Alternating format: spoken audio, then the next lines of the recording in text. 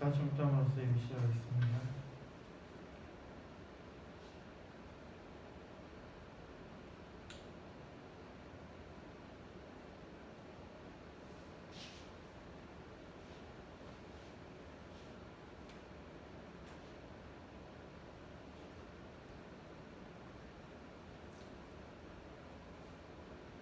예수께서 한 어린아이를 불러 그들 가운데 세우시고 이르시되 진실로 너희에게 이르노니 너희가 돌이켜 어린아이들과 같이 되지 아니하면 결단코 천국에 들어가지 못하리라. 그러므로 누구든지 이 어린아이와 같이 자기를 낮추는 사람이 천국에서 큰 자입니다. 참고 492장입니다.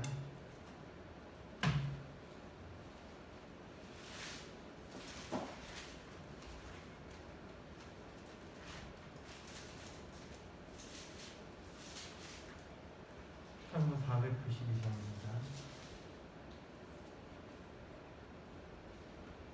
나의 영원하신 길이여 생명보다 귀하다. 나의 갈 길 다가도록 나와 동행하소서. 주께로 가까이 주께로 가오니 나의 갈 길 다가도록 나와 동행하소서. 세상 불귀한이란과 모든 명예 버리고 가는 동안 나와 동행하소서. 주께로 가까이 주께로 가오니 나의 갈 길 다가도록 나와 동행하소서.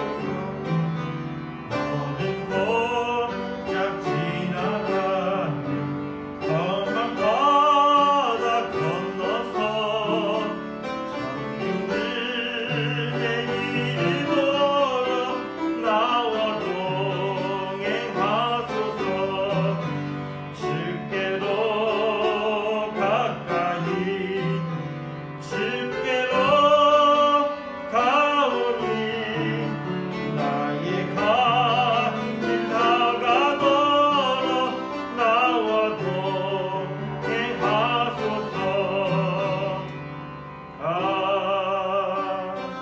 아멘. 교동문 23번입니다.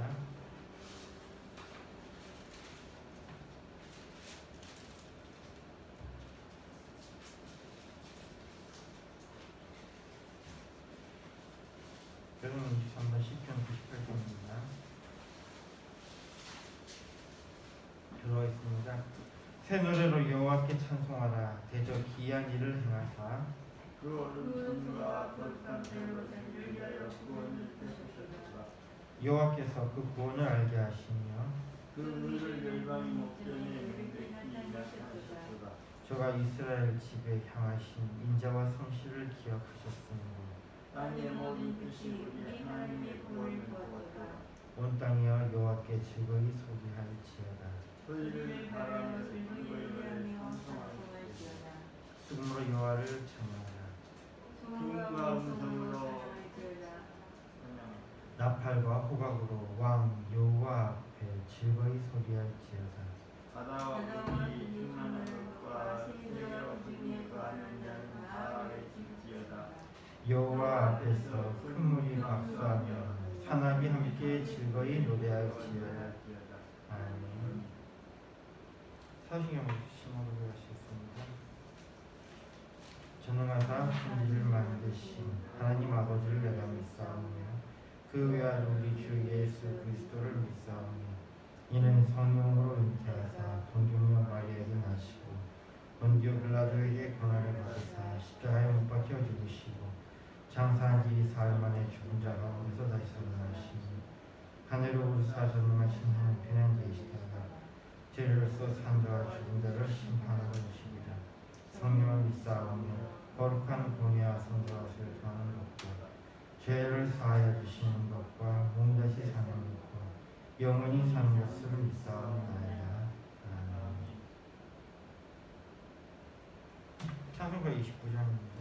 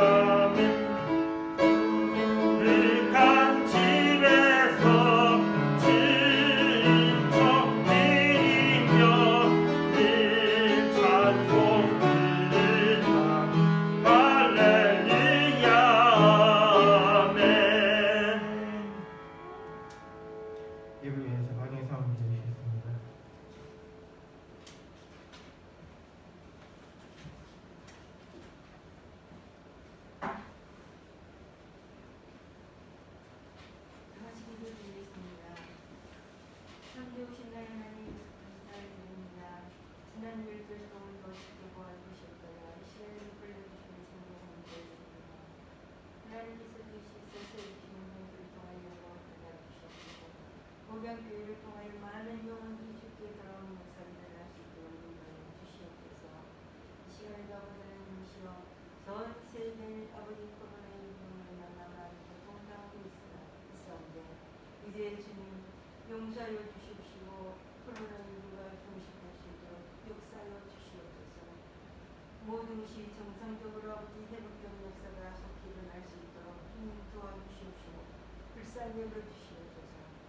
특별히 아버지 하나님이시여 이 나라 대통령이나 모든 이전자들이 정말 하나님 두려워할 줄 아는 자들이 되게 하시고 하나님을 기뻐하시는 정치할 수 있는 분이 되게 하여 주시옵소서. 무엇보다도 아버지 하나님이시여 이 나라의 아버지 하나님 복음을 전하러 전 세계에 떠진 아버지 하나님 선교사님들을 주님께서 이 시간에도 축복하여 주시옵시고 그 귀한 생명들로 모든 원행들이 하나님이 기뻐하시며 또 많은 영혼들이 주께 돌아올 수밖에 없도록 하나님께서 역사하는 귀한 일들이 나누어 일어나게 하여 주시옵소서.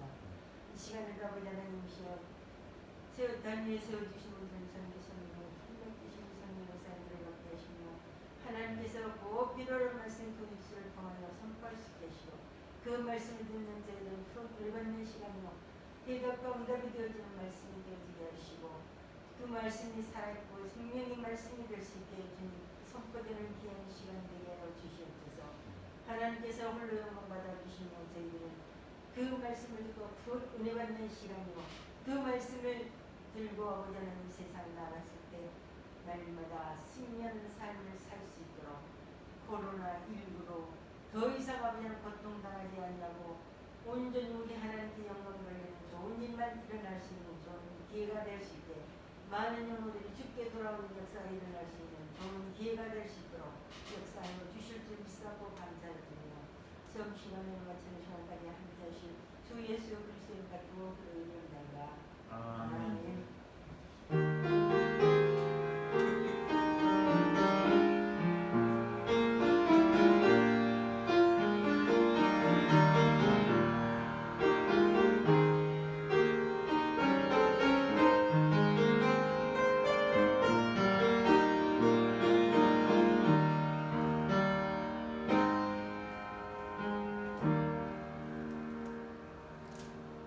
성경 말씀 마태복음 18장 1절 4절에 있는 말씀입니다.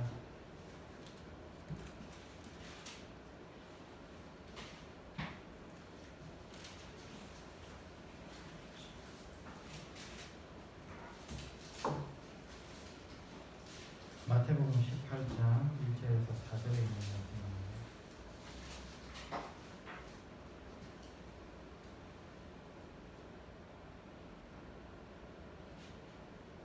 교도하겠습니다.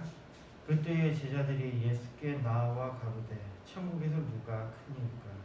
예수께서 한 어린아이를 불러 저희 가운데 세우시고 가라사대 진실로 너희에게 이르노니 너희가 돌이켜 어린아이들과 같이 되지 아니하면 결단코 천국에 들어가지 못하리라. 그러므로 누구든지 이 어린아이와 같이 자기를 낮추는 그이가 천국에 들어가리라. 기도하겠습니다. 이 시간 말씀을 받습니다. 저희의 마음을 열어주시고 주의 말씀을 듣게 하시고 주의 말씀 들을 때에 지혜를 허락하셔서 또한 깨닫게 해주시며 또 깨달은 말씀을 마음속에 새기게 해주시며 이것에 대해 동의하게 하시며 또한 하나님께서 주시는 힘으로 세상에 나아가 주의 말씀을 행하게 해주시옵소서. 예수님을 믿습니다. 아멘. 오늘 말씀의 제목은 어린아이와 같이입니다. 지금 우리가 당면하고 있는 이 사회는 많은 변화를 겪고 있습니다. 예전 대한민국 같은 경우에는 민족주의라는 것이 굉장히 강했습니다. 우리 민족이라는 것이었죠. 그래서 우리가 많이 강조했던 것은 단일 민족이었다. 우리는 단일 민족이다. 우리는 하나였다. 그리고 우리가 쓰는 말도 단일 언어, 하나의 언어이고 이 하나를 굉장히 강조했었습니다. 그러다 보니까 기독교에서도 믿는 신은 하나님이 됩니다. 하나만 있는 하나. 이게 우리 전체적인 흐름 속에서 이루어진 것들입니다. 대한민국에만 하나님이라고 하죠. 다른 데와 다르게. 이런 거 보면 우리가 이 민족주의에서 벗어나지 못하던 모습을 보여왔습니다. 그러다가 우리나라에 여러 가지 변화들이 불어왔습니다. 일단은 우리가 눈을 들어보면 우리랑 다르게 생긴 외국인들이 많이 증가한 것들을 보게 됩니다. 외국인들이 참 자주 보이는 것도 그렇고 또 이민자들이 많이 증가했습니다. 그리고 국제 결혼도 계속 증가하고 있습니다. 한반에 이제는 이름이 좀 이상한 아이들도 이제는 조금씩 보입니다. 예전에는 대학교에 유학 온 사람들 정도만 있다 그러면 지금은 중고등학교, 심지어는 초등학교까지 이름이 이상한 사람들이 증가하고 있습니다. 이게 출산율 저와 함께 나라가 유지되기 위한 하나의 선택이었던 것 같습니다. 우리가 알고 있는 많은 선진국들의 경우에 있어서도 이걸 겪었습니다.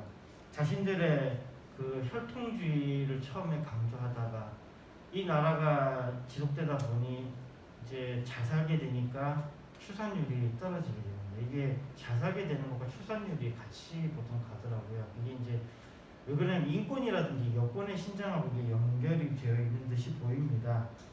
그러다 보니까 그 자리를 대체해야 되는 것들이 필요하고 외국에 있는 사람들을 받아들여서 그렇게 하고 있습니다. 우리나라도 지금 말로는 생산 인구가 감소한다 그러지만 우리가 크게 위기의식을 느끼지 않는 이유가 있죠. 생산 인구가 감소해서 벌써 우리나라가 벌써 휘청여야 되는데 아무런 문제 없이 돌아가고 있습니다. 그 이유는 간단합니다. 지금도 현장에서 열심히 노력하고 있는 외국인 근로자들 때문입니다. 외국인 근로자들이 우리나라의 생산 인구가 감소함에도 불구하고 그 자리를 대신해서 그 일을 하고 있습니다. 그러나 이제 앞으로가 문제죠. 앞으로는 그들을 또 어떻게 해야 되느냐가 이제 문제입니다. 지금처럼 단순하게 비자만 잠깐 줘서 그 일을 하게 하고 다시 돌려보내는 형식으로 가지만 이제는 그렇게까지 하는 거에도 계속 문제가 생기니까 외국인들이 계속 들어와야 됩니다. 다양한 민족과 문화가 공존해야 된다는 목소리가 높아질 수밖에 없는 지금 그러한 그 상황에 처해 있습니다. 학자들의 이야기는 그 문화에 말도 안 되는 부분이 있지만 그것은 그들이 고유한 방식으로 그렇게 할 수밖에 없는 상황이었기 때문에 그것을 인정해야 된다고 말하고 있습니다. 이게 다양한 민족과 문화에 대한 태도에 대한 이야기입니다. 그래서 예를 들어서 이런 이야기를 하더군요. 인도에는 카스트 제도라는 게 있습니다. 카스트 제도가 우린 뭔지 압니다. 카스트 제도, 이 브라마부터 시작해서 제일 밑에 있는 뭐 크사트리아, 수드라 뭐 이렇게 계속 이렇게 그 계급을 나눠서 그 계급에서 벗어나지 못하는데 이 인도의 카스트 제도는 사실 정확하게 이야기할 수는 없지만 그래도 어느 정도 보이는 것이 피부 색깔이 바로 그들의 계급을 이야기한다 그러죠. 그 인도의 부자들과 인도에서 잘 나가는 사람들의 피부 색깔은 하얀색에 가깝습니다만 그 밑에 하층면 내려갈수록 검은 색깔에 가깝죠. 이런 것들 보면서 그들을 굉장히 차별하는 것에 대해서 그 서방에 있는 나라들이 거기에 대해서 비판하는 사람들이 있으니까 이런 이야기를 합니다. 인도의 카스트 제도 같은 경우는 그렇게 큰 나라를 다스리기 위해서 불가피하게 계급과 차별이 있는 것이다 라고 그렇게 이야기합니다. 또 일부 다처제를 이렇게 운영하고 있는 나라들을 보니까요. 거기에 대해서 그러더군요. 경제적인 문제로 인해서 어려움을 겪는 자를 보호하기 위해서 일부 다처제를 한다. 그런 이야기를 하더라고요. 뭐 이게 그들이 처해 있는 상황이기 때문에 그걸 인정해야 된다라고 이야기합니다. 그랬더니 그 사람들은 또 이런 논리까지 갈 수 있더군요. 미얀마 지금 군부 독재 문제가 심각하게 대두되고 있는데 우리나라도 이번에 그거 했더군요. 미얀마 군부에 대해서 이제 거기에 체류탄이라든가 뭐 여러 가지 군수물자를 우리는 더 이상 수출하지 않겠다. 우리나라는 그렇게 선언을 했더군요. 우리나라가 그 부분에서 상당히 좀 다른 나라하고 비교되게 뭔가를 했어요. 사실 그 외교적으로는 좋은 거 아닙니다. 왜냐하면 그 소위 말하는 집중 그 관심 대상이 돼버리기 때문에 그 좋은 건 아닌데 어쨌든 나름대로 거기에 대해서 우리는 그런 걸 했습니다. 근데 이렇게 되면 거기 반대하는 사람들이 뭐 이럽니까? 아니 국민을 탄압하는 것도 특수한 상황이니까 탄압하는 건데 왜 그거를 니네들 인정 못하냐라고 합니다. 자, 이런 이야기를 들었을 때 우리는 어떤 생각이 듭니까? 문화의 우위가 없습니까? 설령 우위가 있다고 해도 산 사람들이 원하지 않으면 그게 의미가 없다고 이야기할 수 있습니까? 뭐 이거는 단순한 뭐 저의 생각일 수도 있는데요. 저는 그렇게 생각합니다. 우리의 삶에는 열등한 것도 있고 우월한 것도 있다고 생각합니다. 그것은 서로 비교해 보기 전까지는 모릅니다. 그러나 비교를 해보면요, 두 가지 태도가 발생하게 됩니다. 하나는 비교를 하되 비교만 할 뿐 서로 그냥 인정해주자는 상호 인정주의입니다. 말 들으면 굉장히 좋은 것 같죠. 근데 이 상호 인정주의로 들어가면 미얀마의 사람들이 죽어가는 것도 인정해 주어야 되는 결론을 갖게 됩니다. 저는 상호 인정은 상당히 나쁜 것이라고 생각합니다. 뭐 이건 제 개인적인 생각입니다. 두 번째로는 비교해서 우월한 것이 있다는 것을 받아들입니다. 비교해서 우월한 것이 있다고 받아들이는 팀들은 어떻게 하죠? 열등한 것을 제거하려고 노력하죠. 굉장한 또 폭력적인 모습을 보입니다. 근데 이 폭력이 정말 폭력이냐 이거죠. 어떤 데서 군부 독재를 하려고 하는 것에 대해서 폭력이 들어가서 진압을 하고 그들을 구원해낸다. 이게 과연 어느 정도까지 폭력이고 어디까지인가 이 문제는 여전히 논쟁거리로 남아 있습니다만 그러나 우리가 생각하기에는 또는 뭐 제가 생각하기에는 어느 정도 그것도 필요하지 않나 하는 생각도 있습니다. 뭐 여기에 대해서 결론을 내리자는 것은 아닌데 분명한 두 가지 태도입니다. 하나는 서로 다르니까 인정해줘야 된다. 하나는 우월한 것이 있으니까 우월한 것 쪽으로 가야 된다. 둘 중에 하나입니다. 그리고 철학자들은 대부분이 우월한 것이 있다고 주장을 합니다. 철학자들은요. 그러니까 오늘은 이 우월한 것이 있다는 것에 대해 주장했던 사람 중 니체 이야기를 한번 해보려고 합니다. 니체 하면 우리에게 굉장히 잘 알려진 문구가 신은 죽었다라는 말로 유명합니다. 신은 죽었다. 자, God is taught. 굉장히 유명한 그 문구입니다. 신은 죽었다. 니체에 대해서 교회 목사님들이 굉장히 나쁘게 이야기를 많이 합니다. 니체에 대해서요. 거기에 대해서 한번 좀 이야기를 해봅시다. 이 니체 같은 경우는 1844년에 태어납니다. 1844년에 태어났는데 그의 아버지가 목사입니다. 니체의 아버지가 목사였고 니체는 대학에 진학을 해서 신학과 고대 철학을 공부합니다.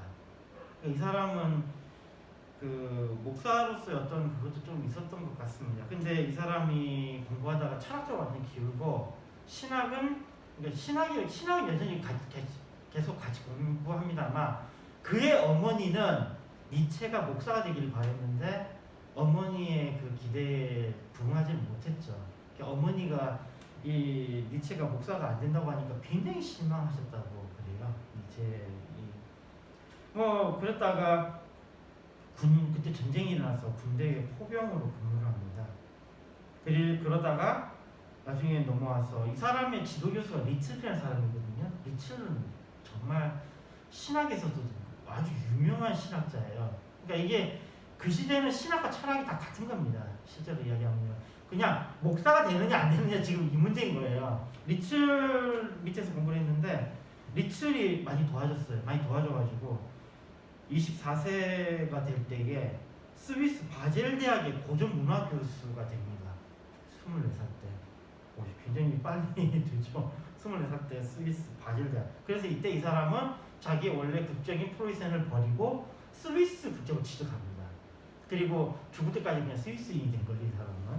스위스인으로 그렇게 했는데 여기서 이제 69년에서부터 79년까지 10년간 그 교수 생활을 합니다. 굉장히 인기 있는 교수였죠. 그러다가 병이 생겨가지고 은퇴를 합니다. 이 병이 생겼는데 사실 이 사람이 군대에서 그 근무를 하다가 말에서 떨어졌거든요. 낙마사고가 있었거든요. 그때부터 이 몸에 이상이 있었다고 합니다. 몸에 이상이 있었는데 그러다가 그래도 뭐 제대 후에도 그 교수 생활했는데 10년 정도 하다가 이제 더 이상 이 몸이 안 좋아서 은퇴를 합니다. 그리고 79년에서 88년까지, 1879년에서 1888년까지는 지필과 투병 생활을 합니다. 자, 이러면은 이 사람이 어느 정도 살았는지 좀 감이 안 오죠. 우리나라의 대학 중 유명한 대학 중 하나가 연세대학 있잖아요. 연세대학이 1886년부터 시작됐다고 그러거든요. 그러니까 이 1886년 때 우리나라에는 광의원이라는 병원이 만들어집니다. 그러니까 그때 사람이에요. 이 니체라는 사람이요. 그러니까 뭐 이제 우리 고종 나오고 뭐 대원군 나오고 이제 곧 나올 그럴 때 사람입니다. 자, 그리고 이제 지필과 투병 생활을 계속하다가 89년에 이게 이제 정신병까지 도달합니다. 정신병에 돌아와서 1900년대에 사망을 합니다. 이런 니체의 삶에 대해서 목사님들이 그러죠. 니체라는 사람은 신은 죽었다라고 이야기했던 아주 기독교의 악같은 존재입니다. 그래서 이 사람은 결국 정신병으로 죽었죠 라고 목사님들이 설교를 많이 합니다. 근데 상당히 오해를 하시는 겁니다. 니체의 사람은 잘 몰라서 그래요. 니체가 이야기했던 것은요, 니체가 했던 이야기거든요. 기독교는 대중을 위한 플라톤 사상에 불과하다. 니체가 신학을 쭉 해보니까 신학의 문제점을 발견한 거예요. 뭐냐면 신학이 성경에서 말씀하고 있는 그 내용을 말하는 게 아니고 플라톤 철학을 그대로 갖다 넣었다는 거죠. 그러니까 무슨 얘기입니까? 기독교의 하나님이 성경에서 말하는 하나님이 아니다라는 겁니다. 그래서 이런 비판합니다. 신은 죽었다. 이 말은 성경에서의 하나님이 아니라 왜곡된 기독교에서의 신은 이제 죽었다라고 그렇게 표현을 합니다. 이 사람은 올바른 기독교로 넘어가야 된다라는 이야기를 하면서 신은 죽었다는 표현을 씁니다. 이 신은 죽었다의 이 신은 플라톤의 신입니다. 우리가 이야기하는 성경의 하나님이 아니에요. 플라톤을 의해서 만들어진 기독교를 말합니다. 그러니까 목사님들이 상당히 오해를 하셔서 항상 이런 얘기 하시더라고요. 이 사람이 정신병 얻은 것도 뭐 그때가 1년 이렇게 투병 생활했는데 정신병으로 죽었다 이렇게 그렇게 말씀하시더라고요. 이 사람이 정신병 그 얻기까지도 여러 가지 그 단계를 거치거든요. 그런데도 그런 것들을 깡그리 무시해버리고 그냥 신은 죽었다. 이 건방진 신은 이 철학자는 결국은 하나님의 징계 받아서 정신병으로 죽었다 이렇게 말씀을 하시는데 그래서 상당히 니체를 조금 잘 이해를 하지 않고 말씀하시는 게 아닌가라는 생각이 조금 듭니다. 자, 이 신의 죽음, 그러니까 이제까지의 그 기독교는 플라톤의 그 철학에 입각한 그 신을 만들어 놓고 계속 갔는데 그 신은 어쩌면 이성적으로 접근하는 신인데 이거를 접근하다 보니까 이건 뭐 이상하잖아요. 이상하니까 그 신은 죽었다면서 신이 죽었다라고 선언하는 그 순간에 인간에게 무엇이 닥치냐면요. 바로 허무주의가 닥친다는 겁니다. 허무주의. 신은 죽었다라고 선언하면서 인간들이 허무주의에 빠진다는 것입니다. 그러면서 그 삶에 대해서 니체가 진단하기에 삶의 최고 가치가 상실된 이전까지는 그들이 기독교의 하나님이라고 이야기해왔지만 그 하나님은 가짜 하나님이었던 거예요. 그 가짜 하나님을 쫓던 사람들이 그 하나님이 없어지는 그 상황에 허무주의에 빠진 이 사람들 삶의 최고 가치가 상실된 상태에서 개인은 어떻게 살아야 할 것인가에 대한 그 문제에 빠지게 됐다는 것을 진단합니다. 그리고 여기에 등장하는 것이 그러한 상황 허무주의마저도 뛰어넘는 슈퍼맨이 등장하는 거죠. 슈퍼맨. 우리 번역할 때는 뭐 슈퍼맨이라고 보통 뭐 번역을 하고 초월자라고 번역을 하는데요. 이게 원래 이제 독일어로는 위버맨시입니다. 위버맨시. 그러니까 위버가 뭐 위에 넘어라는 뜻이거든요. 그걸 넘어선 사람이라는 뜻인데 즉 뭐냐면요. 원래 이 니체가 의도했던 것은 극복이라는 겁니다. 극복한 사람이라는 거죠. 니체가 썼던 그 책 중에 자라투스트라는 이렇게 말했다라는 책이 있습니다. 이 자라투스트라는 우리는 마니라고 하죠. 마니교의 창시자 마니를 독일어로는 자라투스트라라고 합니다. 이 자라투스트 마니에 대한 이야기인데요. 뭐 그런 이야기도 해석하면서 마니의 그 이야기를 하면서 마니가 했던 어떤 비유를 가지고 옵니다. 자라투스트라 하면 뭐 유명한 영혼회귀죠. 뭐 뺑뺑 돈다. 그 윤회에 관한 이야기를 하죠. 그 윤회도 불교에서 이야기하는 그 윤회가 아닙니다. 또 사람들이 많이 오해하더라고요. 어쨌든 오늘은 니체에 대해서 요것만 좀 살펴봅시다.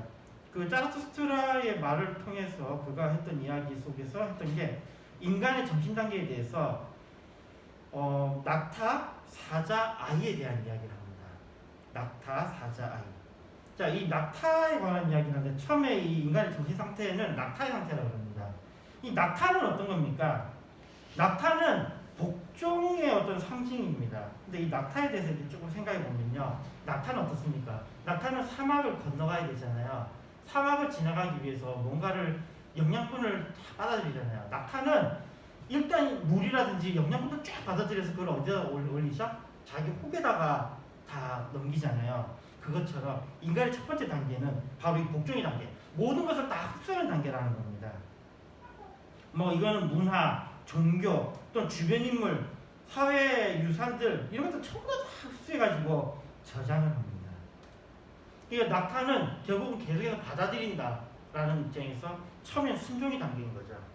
우리가 처음 단계에 있었던 것이 바로 2단계죠. 순종의 단계. 우리는 무엇인가에 대해서 복종을 하는 처음에 그 단계입니다. 학교에 가서 우리가 어떻게 합니까? 우리가 학교를 왜 가죠? 우리가 낙타처럼 순종하는 단계이기 때문에 학교에 가라 그러면 가고 어디 가라 그러면 가고 뭐 하라면 하고 그러잖아요. 자, 그러나 이 단계를 넘어가게 되면 그 다음은 사자의 단계로 들어가게 됩니다. 이 사자의 단계는 사자는 에너지가 넘치죠. 에너지가 넘치면서 반대하고 저항합니다. 사자는 이제 복종의 단계를 넘어섰기 때문에 굉장히 좀 강력한 어떤 힘을 나타내게 되죠. 그리고 사자는 자유롭습니다. 그리고 뭔가를 부정합니다. 심지어는 자기가 명령합니다. 그러나 명령하는 사람들이 빠지는 게 있죠. 그게 뭐냐면 바로 니힐리즘, 아까 허무주의에 빠진다는 겁니다. 허무주의에 빠지는 것이 바로 이 사자의 모습이라는 거죠. 자기가 뭔가를 하고 깨닫고 부정하고 해봤더니 이때까지 자기가 믿어왔던 것들이 다 쌍둥이 다 없어지니까 험한 거예요. 뭘 쫓아내야 할지 모르는 겁니다. 이게 바로 사자의 정신 단계입니다. 그러다가 인간의 정신 단계가 다음은 아이의 단계로 들어갑니다. 이 아이는 어떠냐면요, 아이의 특징은 논다는 겁니다. 그냥 노는 거예요. 낙타 때에는 어떤 것이 떨어지면 그저 복종합니다. 그러나 사자 때는 어떻게 하죠? 거기에 대해서 반발합니다. 그러나 아이가 되면요, 어떤 반발에 대한 필요성도 못 느끼는 거예요. 완전히 초월의 단계인 거죠. 필요성 못 느낍니다. 그리고 아이는 또 어떻습니까? 잊어버려요. 망각의 힘이 생기는 겁니다. 니체의 개인적인 문제일 수도 있는데, 니체가 이 정신이 조금 온전하지 못해서 깜빡깜빡하는 그 소위 말하는 우리 치매라는 그런 것도 겪은 듯이 보이더라고요. 이쪽 읽어보니까. 근데 여기에 대해서 니체의 태도가 상당히 재밌습니다. 이게 복이라는 거예요. 잊어버리는 게요. 잊어버리는 게 복이라는 거예요. 잊어버리니까 근심과 걱정이 아니라 뭐가 되냐면요, 그게 즐거움이 되고 놀이가 된다는 거예요. 잊어버리니까. 우리는 잊어버리는 것에 대해서 상당히 나쁘게 생각할 수 있는데, 그 잊어버림이 사실은 힘이 된다는 거죠. 잊어버리니까 거기에서 새로운 시작을 할 수 있는 거고, 그러다 보니까 거룩한 긍정의 정신이 나타난다는 겁니다. 이게 아이의 단계예요. 아이는 그저 아무 생각 없이 놀 수 있고 즐겁게 살 수 있다는 거죠. 그러니 단계가 되는 거죠. 낙타의 단계에서는 해야 한다라는 것이 있다 그러면요, 사자의 단계에서는 자기가 원하게 됩니다. 그 원함이 계속해서 커지다 보면 사람이 이상하게 되어버리잖아요. 그러다 그 다음 단계로는 아예 욕망마저 사라지는 이 유희의 단계에 들어가게 됩니다. 자, 이 단계를 쭉 해보니까 이게 어디서 많이 보던 스타일이죠. 불교에서 이야기합니다. 그러니까 불교는 이렇게 해서 어떻게 보면 아이의 단계에서, 욕구 없는 유의 단계에서 끝나죠. 그런데 니체는 그렇게 보지는 않습니다. 이 니체가 여기서 끝난다고 이야기하면 그거는 정말 니체를 잘못 본 거예요. 니체 아까 뭐라 했죠? 영원 회귀. 뺑뺑 돈다고요. 다시 어떤 단계로 돌아간다고요? 다시 복종의 단계로. 그리고 또 어디로 간다고요? 사자의 단계로. 또 아이의 단계로. 우리는 이 세상에 살면서 계속 이것이 반복된다는 거예요. 이게 영원히 반복된다는 겁니다. 근데 영원히 반복되는 게, 그게 똑같은 것이 반복되는 것은 아닙니다. 영원 유의에 대해서는 이야기하려고 하면 또 상당히 이거는 복잡한 문제니까 지금 이 정도로만 넣어두고요. 자, 이렇게 가는 건데요. 이러면서 그 니체가 그 굉장히 경계하는 부분이 뭐냐면, 긍정하는 것에 대해서 굉장히 그 우려를 표현합니다. 무엇이 좋다, 무엇을 해야 한다, 이것이 좋은 것이다라고 긍정하는 것들은, 이게 긍정적으로 생각하는 것은 결국은 사람을 미치게 만듭니다. 왜냐면요, 긍정 속에 바로 단죄가 나타나게 됩니다. 너는 잘못됐어, 너는 아니야. 이 이야기는 긍정하는 사람들에게 나타납니다. 긍정적으로 바라보는 사람들은 굉장히 폭력적이에요. 긍정적으로 바라보는, 그러잖아요. 너는 왜 부정적으로 생각하니? 그게 뭐죠? 바로 거기서부터 폭력이 일어나는 겁니다. 니체가 바로 이 부분을 지적을 했어요. 긍정의 철학은 바로 단죄의 철학이다, 정죄하는 철학이다라는 겁니다. 그것을 우리가 벗어나야 된다. 그리고 숙명론, 그냥 그대로 가는 게 원래 그런 거 아니냐? 숙명론을 우리가 선택하게 되면 무기력해진다라고 또 진단을 합니다. 그러면 어떻게 해야 되는 거죠? 이 참 묘하죠. 운명을 긍정하는, 그러니까 숙명을 긍정하는 아주 이상한 짬뽕을 만들어냅니다. 여기에 나오는 단어가 바로 아모르파티예요. 아모르파티. 뭐냐? 운명을 아모르, 사랑하라. 파티. 운명을 사랑하라. 운명의 사랑. 바로 여기에 나옵니다. 이 운명을 사람 속에서 나타나는 것이 무엇이냐? 그것이 바로 정말 사람 속에서 나타나는 것이 감사라는 겁니다.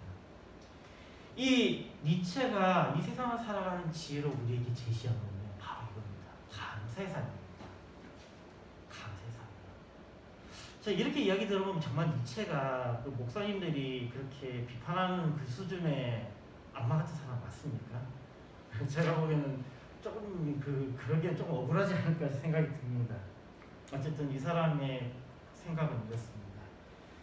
자, 이제 오늘의 본문 말씀을 다뤄봅시다. 오늘 본문은 천국은 어린아이와 같은 자에게 합당한 것이다 라는 것에 대한 주제를 담고 있습니다. 여기에 대해서 어떤 목사님이 이렇게 말씀하십니다. 뭐 아이는 순수하고 순진하고 세상을 아름답게 보니까 예수님께서 이렇게 말씀하신 것이다. 또는 이럽니다. 아이는 순수하게 믿는 믿음이 있다. 이렇게 말씀하십니다. 또 어떤 분은 이럽니다. 아이는 착하다. 착하니까 우리 걔네는 본받아야 된다 이러는데 거기에 반대하는 목사님도 이러시더군요. 아이는 어른이 알려주는 방식으로만 볼 뿐이다. 그러니까 보면 아이를 가만 보면요. 아이가 욕을 해요. 그러면 그 사람 주변 사람들이 뭐하는 사람들이에요? 욕하는 사람들인 거예요. 아이가 폭력적이에요. 그러면 뭐예요? 그 아이의 주변 사람들이 폭력적인 사람인 거예요. 아이는 그냥 거울에 불과한 것이다라는 거죠. 지금 무슨 착각 순수하고 그런 게 어디 있으면 그냥 거울이지. 또는요. 아이는 가르쳐주는 것을 믿습니다. 그러니까 아이는 어떡합니까? 세뇌당하는 거예요. 아이는 세뇌당할 뿐이지. 심지어는 헛된 것을 가르쳐주면 어떻게 되는 거죠? 헛된 것을 살아가는 거예요. 아이가 능력 있는 게 소용이 없습니다. 능력이 있어봐야 잘못된 거 알려주면 걔는 계속 잘못된 방향으로 갑니다. 좋은 부모 만나면 어떻게 되는 겁니까? 애가 개차반을 지겨도 결국은 그 부모의 말에 세뇌돼가지고 잘 가죠. 뭔가 중요한 순간순간의 선택이 아주 적절합니다. 그러나 아주 뛰어난 아이들은 부모를 잘못 만나거나 아니면 주변에 멘토를 잘못 만난 경우는 걔 실력이 이만큼 있는데도 그 밑에 걸 선택하고 또 이만큼 있는데도 꼭 밑에 걸 선택하고 계속 어떻게 합니까? 나락으로 떨어집니다. 이게 아이죠. 그 뭐가 아이에서 뭘 얻는다는 겁니까? 또 어떤 분은 예를 들어 아이라고 착하지 않다. 오히려 더 못돼 먹었다. 그렇게 말씀하시더라고요. 자, 그렇다면 아이의 어떤 점이 우리에게 중요한 교훈이 되겠습니까? 제가 또 이 아까 많은 목사님들이 니체에 대해서 굉장히 나쁘게 말씀하셨다 그러는데 또 어떤 목사님 설교를 또 들어보니까 니체에 대한 분석을 아주 잘 하시는 분도 계시더라고요. 해가지고 이렇게 하더라고요. 니체 아까 뭐 단계가 어떤 단계에 있어요? 정신의 단계 첫 번째가 뭐라 그랬어요? 낙타의 단계, 복종의 단계라고 했죠. 두 번째가 뭐였어요? 사자의 단계가 뭐예요? 욕망의 단계, 원함의 단계. 자기가 뭔가를 하려고 하는 거예요. 근데 세 번째 단계가 뭐예요? 아이는 유희, 논다는 거죠. 노는 단계인 거죠. 자, 이렇게 함으로써 이 얼마나 위버맨식, 얼마나 대단한 거냐, 슈퍼맨이냐 이렇게 이야기하면서 이 아이에 대한 분석이 필요하다 하면서 니체의 아이의 개념을 성경에서 등장하는 아이와 연관해서 말씀하시는 분들이 있더라고요. 그래서 보니까요. 그런데 천국에 들어가려면 뛰어난 사람, 초월자가 되어야 하는가? 이걸 우리가 다시 생각해 보아야 됩니다. 자, 예수님 말씀 먼저 봅시다. 우리가 하나님 나라에 들어가기 위해서 해야 하는 가장 중요한 것은 이것입니다. 마태복음 3장 2절입니다. 회개하라 천국이 가까워하느니라 하였으니. 하나님 나라 소유하기 위해서 첫 번째 뭐가 필요하다고요? 회개하라고요. 회개하라고요. 이 회개한다라는 것은 무엇입니까? 회개한다라는 것은 자기를 낮추는 것이죠. 회개하는 사람이 목을 꼿꼿하게 들고 이렇게 움직이는 거 아니잖아요. 회개하는 자는 어때요?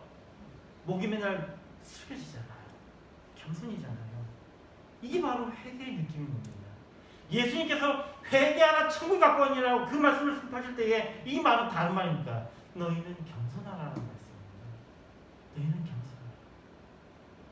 이게 예수님께서 선포하신 천국 복음의 시작입니다. 오늘 본문 말씀은 마태복음 18장에서 제자들이 예수님께 나와서 하나님 나라는 누가 더 큰가에 대해서 질문을 던집니다. 우리는 그들의 질문에 그들의 욕심을 느낄 수 있습니다. 무슨 단계요? 사자의 단계를 느낄 수 있는 거죠. 사자의 단계를 느꼈더니 그러나 예수님의 대답은 위대한 자들의 이야기가 아니었습니다. 아까 이야기 위대한 자는 아이 같은 것이 아니었죠. 정말로 뛰어난 사람, 아니면 니체가 말하는 마음으로만이라 승리하는 위고맨시도 아니었습니다.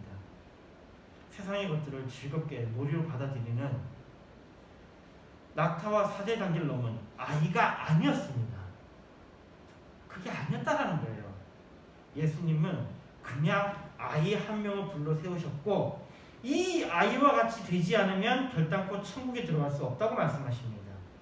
많은 사람들은 예수님이 불러 세우신 이 아이에게서 어떤 특별한 것을 찾으려고 합니다만 그러나 그럴 필요가 전혀 없습니다. 이 아이에 대한 분석이나 우리의 추론은 필요 없습니다. 왜냐하면요 4절에 거기에 명확한 답을 제시하고 있기 때문입니다. 마태복음 18장 4절입니다. 그러므로 누구든지 이 어린아이와 같이 자기를 낮추는 사람이 천국에서 큰 자입니다. 성경에서 말씀하는 어린아이는 바로 겸손한 자입니다. 모든 단계에서 어떤 것과 비교해서 가장 탁월한 것이 바로 겸손이라는 겁니다. 아이러니하게도 가장 낮아지는 그것이 가장 탁월한 것이라는 겁니다. 어떤 것과 비교해도 가장 탁월한 것이 이거죠. 성경에서 말하는 아이에서 강조되는 것은 다른 것이 아니라 바로 겸손입니다. 하나님의 나라에서 위대한 자는 이 땅에서 겸손한 자입니다. 자기를 낮추는 자가 바로 하나님 나라에서 큰 자가 되는 것입니다. 아이와 같은 자는 마태복음 5장 3절을 말씀합니다. 심령이 가난한 자는 복이 있느니 천국이 저희 것이며, 이렇게 말씀하고 있듯이 아이와 같은 자는 심령이 가난한 자입니다. 마태복음 5장 10절에서 의를 위하여 핍박을 받는 자는 복이 있느니 천국이 저희 것이며, 이 말씀과 같이 의를 위하여 핍박받는 자가 바로 아이와 같은 자입니다. 또한 아이와 같은 자는 마태복음 5장 19절 말씀하듯이 그러면 누구든지 이 계명 중에 지극히 작은 것 하나라도 버리고 또 그 같이 사람을 가르치는 자는 천국에서 지극히 작다 일컬음을 받을 것이요 누구든지 이를 행하며 가르치는 자는 천국에서 크다 일컬음을 받으리라. 하나님 말씀을 행하는 자가 바로 아이와 같은 자입니다. 첨가해서 마태복음 19장 14절 15절에 다음과 같이 말씀합니다. 때에 사람들이 예수의 안수하고 기도하심을 바라고 어린아이들을 데리고 오매 제자들이 꾸짖거늘 예수께서 가라사대 때 어린아이들을 용납하고 내게 오는 것을 금하지 말라.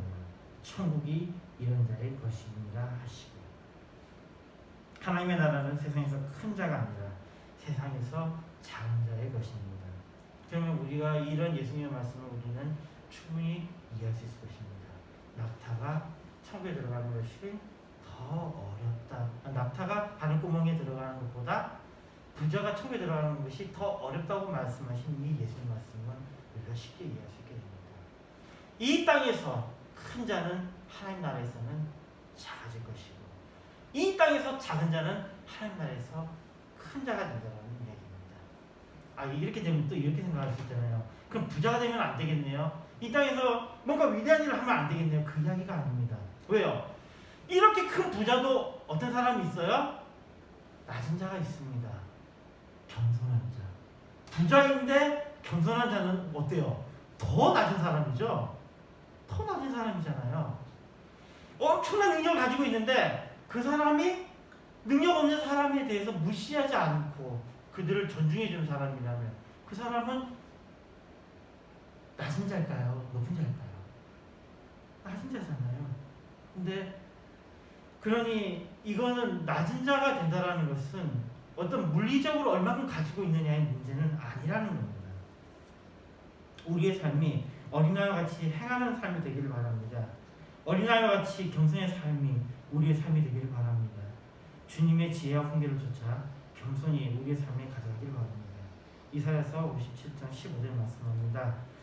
지존무상하며 영원히 거하며 거룩하다 이름하는 자가 이같이 말씀하시되 내가 높고 거룩한 곳에 거하며 또한 통회하고 마음이 겸손한 자와 함께 거하다니 이는 겸손한 자의 영을 소송케 하며 통회한 자의 마음을 소송케 하려 합니다. 하나님은 겸손한 자와 함께 거하십니다. 잠언 15장 33절에 말씀합니다. 여호와를 경외하는 것은 지혜의 훈계라 겸손은 정의의 길잡이입니다. 기도하겠습니다. 하나님 감사합니다. 우리가 아이와 같이 행한다는 것, 아이와 같이 된다는 것이 바로 겸손의 삶이라는 것에 대해서 선보여보았습니다. 우리의 삶에 겸손이 가득하게 하시며 주님께서 주시는 복이 항상 넘치게 해주시옵소서. 예수님 그랬습니다. 아멘. 창세기 415장 들으면서 준비하시는 분 하시겠습니다.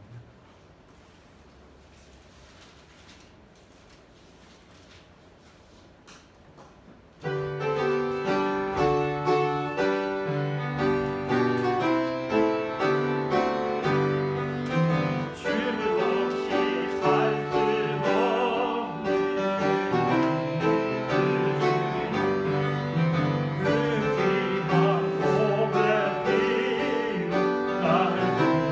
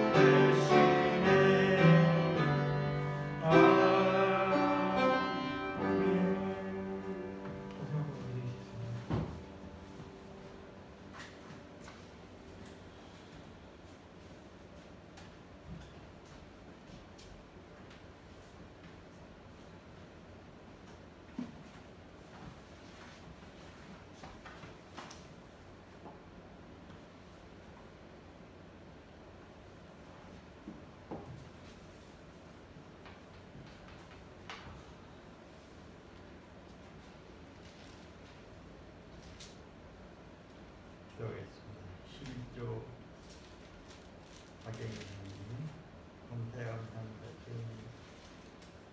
감사합니다. 채용하겠습니다. 말씀은 살았고 운동력 있음을 헤엄게 하심을 감사드립니다. 기도하겠습니다. 좋으신 하나님을 구원을 입혀주시고 귀하고 복된 날 저들을 입혀주시옵소서. 하나님 앞에 나와서 예배드릴 수 있도록 은혜를 입혀주시고 귀한 말씀 주심을 감사합니다. 저들에게 지혜도 주시고 명철도 주시고 총명도 주시고 저들에게 하나님의 아버지 깨닫는 아버지 은혜를 입혀주시어서 정말 하나님 말씀 붙들고 늘 기도하다가 응답받게 하시고 아버지 기도할 때마다 하나님의 놀라운 뜻을 아버지 하나님 체험하는 놀라운 역사가 일어나도록 내 마음이 뜨거워지게 하시고 간절하게 하시고 애타게 하시고 아버지 하나님 정말 진실하게 하시고 하나님 앞에 영광 돌리는 그들 되게 하여 주옵소서.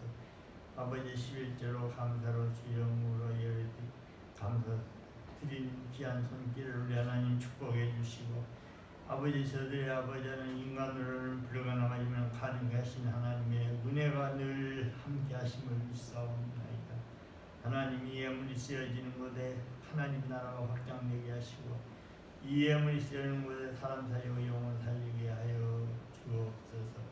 아버지 목양교회가 정말 아버지 하나님 많은 영혼들이 죽게 돌아오는 이웃을 살리고 나가서 나라와 민족을 살리는 목양교회가 되게 하여 주옵소서. 예수님의 이름으로 기도드리옵나이다. 아멘. 찬송가 3장